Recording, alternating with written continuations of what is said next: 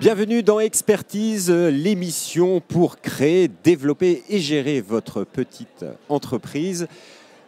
Parce que tout se joue actuellement sur les réseaux sociaux, sur Internet, dans cette société digitale. On va s'intéresser dans cette émission à votre stratégie Internet et votre stratégie sur les réseaux sociaux. Nous recevrons pour cela NG Création, une agence web en toute fin d'émission. Mais tout de suite, sur le plateau, nous accueillons Morgane Février. Bonjour. Bonjour. Vous êtes consultante, formatrice, spécialisée dans l'entrepreneuriat et blogueuse, c'est ça? Tout à fait. Et votre blog, c'est buzzimob.fr. Et puis à côté de vous, Mathieu Laporte. Bonjour. Bonjour. Alors, vous représentez la Mecque des réseaux sociaux, Facebook. Vous êtes responsable du département TPE et PME pour la France et les Benelux. Donc, vous serez de très bons conseils. J'espère. Alors, aujourd'hui, pour les entrepreneurs qui nous écoutent, qui se lancent dans la création, on sait qu'il faut penser digital, il faut penser à son site Internet. Les contenus, c'est quelque chose d'essentiel auquel il faut réfléchir tout de suite, d'entrée au moment de sa création, Morgane. Oui, c'est quelque chose de primordial. Il faut établir vraiment sa stratégie à la base. Quelle est sa cible client? Et puis, qu'est-ce qu'on a envie de leur apporter en contenu de valeur? C'est quelque chose qui se travaille, sur lequel on peut être accompagné, ou on doit faire ça tout seul? C'est quelque chose qui se travaille. On peut être accompagné. Si on veut faire ça tout seul, il y a pas mal de formations quand même qui existent sur Internet. Donc vous avez quand même beaucoup d'informations. Vous pouvez vous en sortir. Il faut devenir geek pour entreprendre aujourd'hui quelque part. Je ne pense pas qu'il faille devenir geek. Par contre, il faut s'intéresser de très près au numérique et au content marketing. Le digital marketing, qu'est-ce que c'est? Parce que certains de nos entrepreneurs ne savent pas exactement ce que c'est. Le marketing de contenu, par exemple, Mathieu Laporte. Pour faire simple, le marketing de contenu, c'est simplement créer un message qui va parler à son audience. C'est-à-dire qui va parler à ses clients ou à ses prospects potentiels. Alors, par où il faut commencer? Quel est le conseil que vous donnez aujourd'hui aux entrepreneurs qui nous écoutent pour réussir à gonfler leur notoriété et donc leur chiffre d'affaires quelque part de leur création d'entreprise? Tout d'abord, il faut définir sa cible. Donc, il faut bien réfléchir à qui on veut parler. Les cibles, on a tous en tant que petit business, et les petits business, c'est très vaste. On peut être dans tous les secteurs. Donc, connaître sa cible, réfléchir à son message pour savoir exactement quelle narrative on veut avoir, pour pouvoir être sûr que le message que l'on va communiquer va parler aux personnes que l'on a envie de toucher. Après, ça aura une incidence immédiate sur la potentialité de trouver des nouveaux clients ou de nouveaux prospects. Alors, quand on se lance, il y a plein d'outils. On peut avoir des podcasts, on peut avoir de la vidéo. Qu'est-ce que vous conseillez aux entrepreneurs qui nous écoutent, Morgane? Alors, le média en vogue, c'est bien sûr la vidéo. Maintenant, je vais vous dire, c'est pas accessible à tout le monde. Moi, j'ai mis 4 ans à faire mes premières vidéos. Là, ça fait 2 mois que je publie tous les jours, mais c'est assez long. Donc, peu importe finalement le média, du moment que vous faites du bon contenu. Donc, on peut vous lire. Et moi, je voulais rajouter qu'aujourd'hui, le monde, la communication a changé, la communication est vraiment évoluée. La communication aujourd'hui, elle est expressive, elle est immersive, elle est visuelle et elle est mobile. Et donc aujourd'hui, il faut avoir une stratégie mobile. Une plateforme comme celle de Facebook que je représente est une plateforme 100% mobile. Nous créons tous nos produits pour qu'ils soient mobiles. Parce qu'aujourd'hui, il faut savoir qu'il y a plus de téléphones portables dans le monde qu'il y a d'habitants sur la planète. Il y a 7 milliards de téléphones portables. Donc ça veut dire qu'on a une possibilité d'accès immédiate à la vidéo. On est connecté sans arrêt toute la journée. Et donc, une possibilité d'être, en tant qu'utilisateur, d'être vu et de voir du message et de consommer du contenu. Mais quand on est entrepreneur, qu'on se lance, on se dit, faut-il avoir sa page Facebook dans son entreprise et comment élaborer un contenu intéressant pour sa boîte? Alors, faut-il avoir sa page sur Facebook? Aujourd'hui, il y a à peu près 3 millions d'entreprises de PME TPE en France. 1 million d'entreprises ont déjà une page Facebook. Elles ont une page Facebook parce qu'on peut créer une page Facebook en 5 minutes. C'est gratuit, c'est facile et c'est une possibilité d'ouvrir, d'avoir une vitrine un peu ouverte sur le monde. En termes de contenu, comme je l'ai précisé, tout le monde a un smartphone. Il y a une possibilité de poster du contenu, de créer son contenu vidéo, image, de manière extrêmement rapide et facile. Donc, une fois de plus, la plateforme est faite pour ça. Mais la clé, c'est le contenu. Et le contenu, la création de contenu, ça c'est propre à chacun et c'est pas Facebook qui va créer le contenu pour les entrepreneurs. Donc vraiment, j'insiste là-dessus. L'enjeu aujourd'hui, c'est pas les plateformes. Il y a plein d'autres très bonnes plateformes. C'est l'enjeu du contenu. Mais il faut les alimenter, ça prend du temps aussi. Quel est le conseil que vous avez envie de donner aux entrepreneurs? Ça prend énormément de temps, il faut être prêt à le faire et il faut prendre le temps de le faire.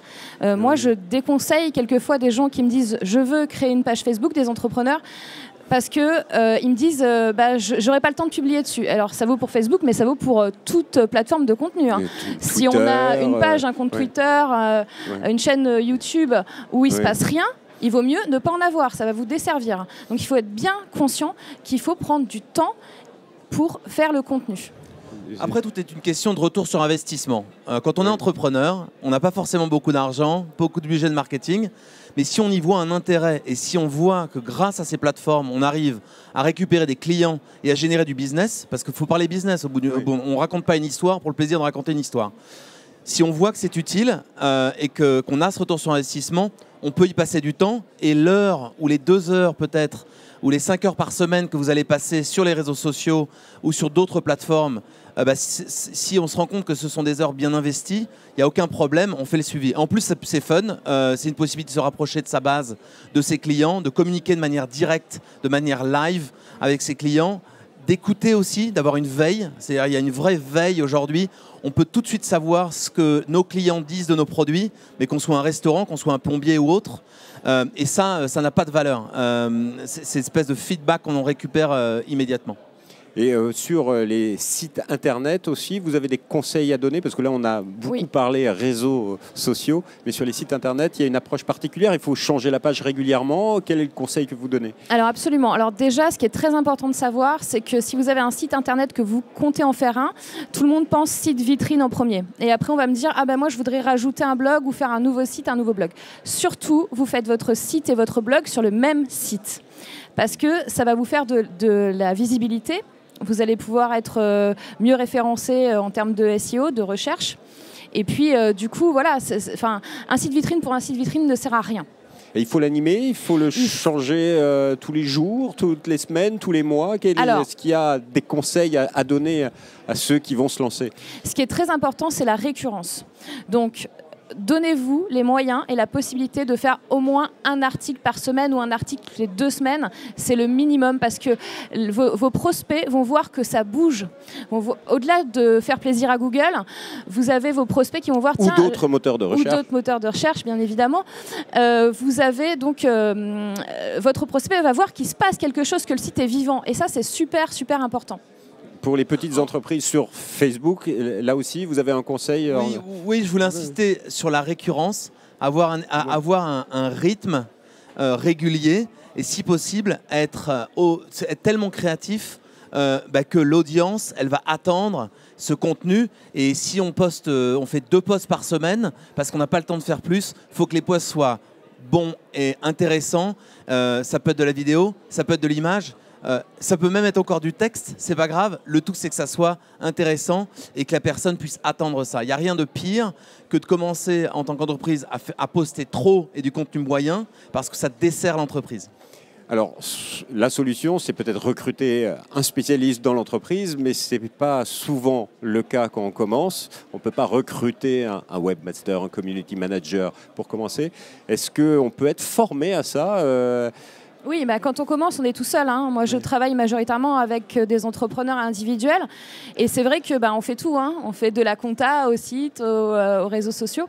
Et c'est important de prendre le temps de se faire, de prendre le temps de se former. Aujourd'hui, vous avez accès à plein de formations gratuites ou d'articles ou de vidéos, du content marketing d'autres personnes qui vont vous permettre justement d'acquérir peu à peu ces qualités-là. Et ce n'est pas la peine d'être un geek, un expert technique pour faire du content marketing aujourd'hui. Allez, on termine avec vous. Un conseil, s'il y avait un conseil à donner tout de suite à des chefs d'entreprise qui se lancent, pour améliorer leur notoriété sur Internet, c'est quoi? Alors, le content marketing, c'est un travail de longue haleine. Il ne faut pas voir court terme, il faut voir moyen et long terme. Et ça se construit. Donc, il faut vraiment investir du temps là-dessus parce que vous gagnerez de l'argent, mais plus tard. Et il faut être récurrent. N'ayez pas peur de franchir le pas. Je crois que on parle digital, ça peut faire peur à beaucoup de monde. Et les gens peuvent se dire « Oh, c'est très compliqué, c'est pas pour moi ». N'ayez pas peur. Les outils sont conçus de mieux en mieux, sont de plus en plus faciles à utiliser. N'ayez pas peur. Soyez sur mobile, ayez votre stratégie mobile. Et comme ça, vous serez visible et vous capterez de nouveaux clients. Merci beaucoup à tous les deux. Vous restez avec nous parce que maintenant, c'est la rubrique Zoom avec un invité qui va nous parler de site internet.